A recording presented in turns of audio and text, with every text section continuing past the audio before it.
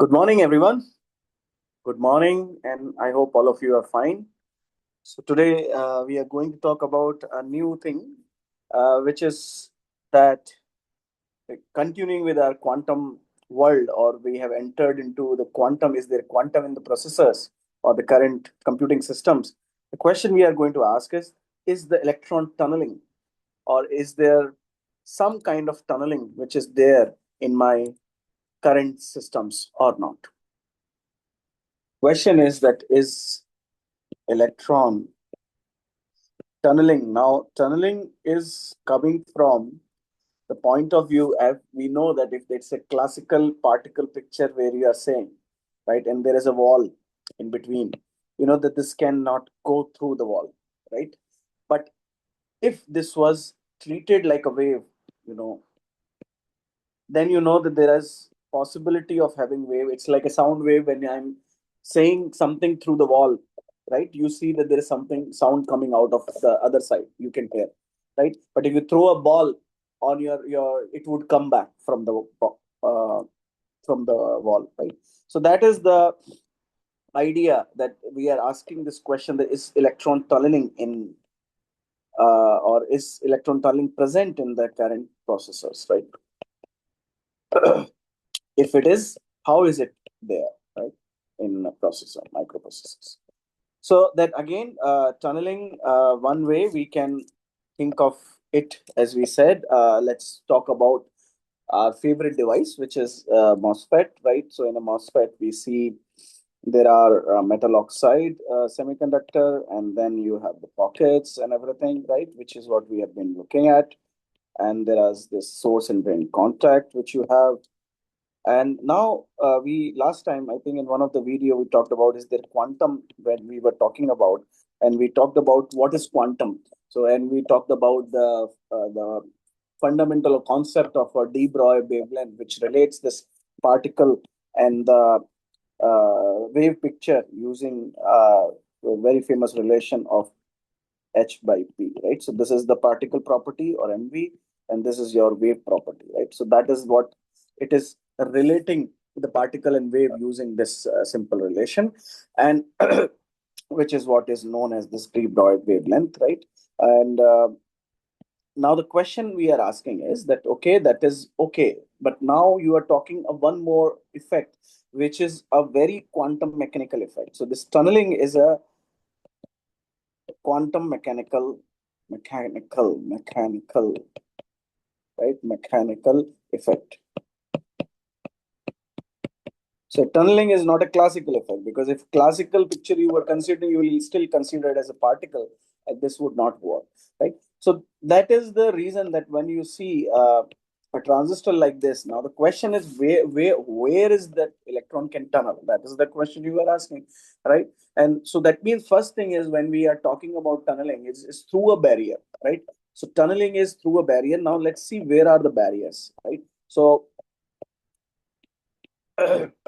so suppose initially if this was p silicon, right? You know that there is one barrier. Barrier is when you are going, so electron is feeling a different environment, right? You will always see that there is going to be a barrier.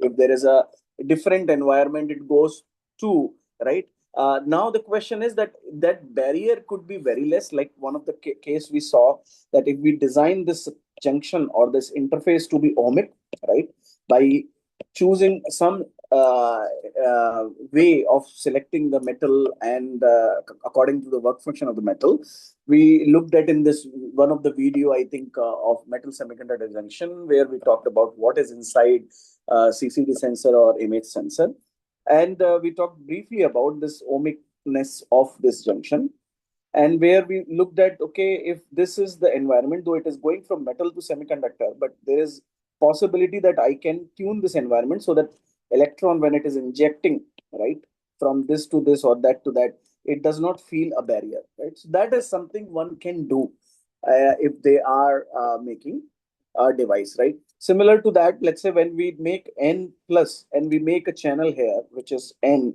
we are exactly doing the same thing, that we are removing that barrier which electron was feeling earlier to go through the channel through this n bridge, right? That is what we did in the MOSFET operation. So that means that, yeah, this is okay. I mean, this is the basic operation of MOSFET, and there could be a barrier there, right? When it is VG is zero, control voltage is zero. But what other barrier do we see here? And one of the barrier you clearly see is the metal oxide, right? Because there is no electron, or whatever you're putting the positive charge or negative charge, the electron is not going from here to that side, right? That side electron is not allowed. And because though electron would like to go to that side because potential is there, but there is a barrier which is posed by this oxide, right? So think of it like there is metal, there's semiconductor, right? And there is oxide, and oxide is the wall, right? Oxide is presenting the wall in between this two scenario. So that means that an electron, if it is there, it may like to go if there's a positive potential here, right? But there is a barrier. This barrier is going to limit it, right? So now the question is, but you have already said that if electron can be treated as a wave, then isn't this true that this only true for the particle picture, right? So when you say particle picture, that means when you are treating it as a particle or a classical particle, then only it is true. But if I treat it as a wave, let's say this, I have metal here, I have this oxide barrier, right, which is the barrier dielectric, and then this is semiconductor. And if I have an electron, and if you say this is a basic electron is a wave, right? So then there is a possibility that I should see some wave there, right, through this region. And that is what exactly meaning of the quantum mechanical tunneling or tunneling, electron tunneling, right? So that means the electron can tunnel through this region because there is a wave nature associated, because it's in the end it's a quantum mechanical particle, right? And that is what we were talking about in last video of what is quantum in the processor. So then if it is a quantum mechanical particle, the electron tunneling is going to be there. Now the question is, are you going to see it? And that is it relates on the barrier now, right? So this depends on, so do you see the evidence of electron tunneling or not?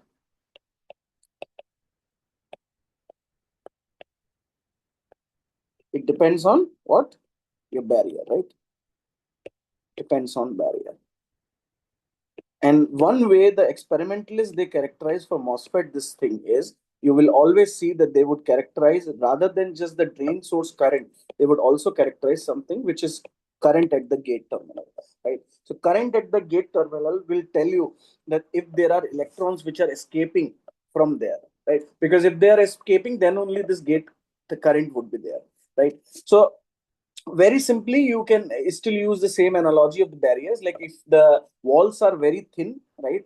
So barrier, when I said depending on the barrier, if the walls are very thin, then you know that whatever is sound is going from this side can be heard at this side, right? So that is one. Another is that the wall, if they are not very tall, right?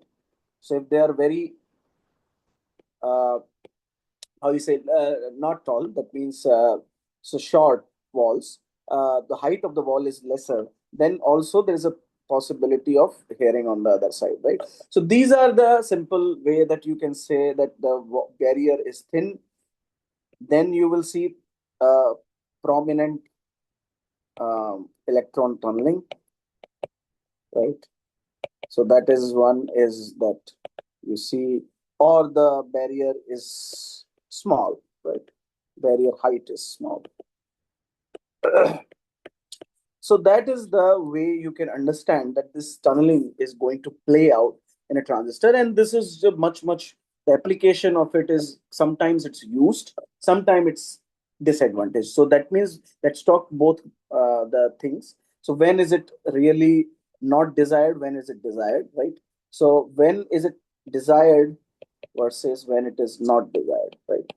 So when it is not desired is obviously in a MOSFET, because in MOSFET, my current which I want at the gate is zero, right? That means the gate should not have any current, or there should not be any electron passing, right? So that means the no or very less, right? Means very less means, so zero, you know that it would never be zero. So how it is defined, zero is obviously with respect to ID or the current which you are having, which is the main current, right, in the transistor. So with respect to your ID, your IG is much lesser than your ID, right? So that would say, and that means your electron tunneling is not prominent, right?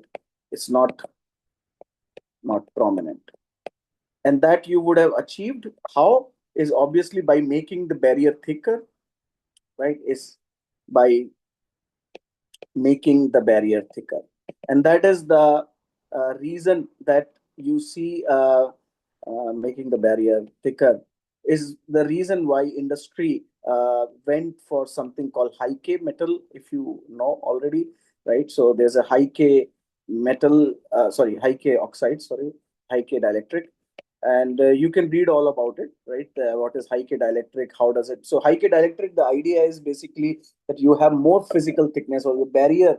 You don't compromise on the barrier thickness, which can increase this tunneling. So that is the reason why people move from SiO to high K dielectric, and this tunneling was a very important factor where to make that decision.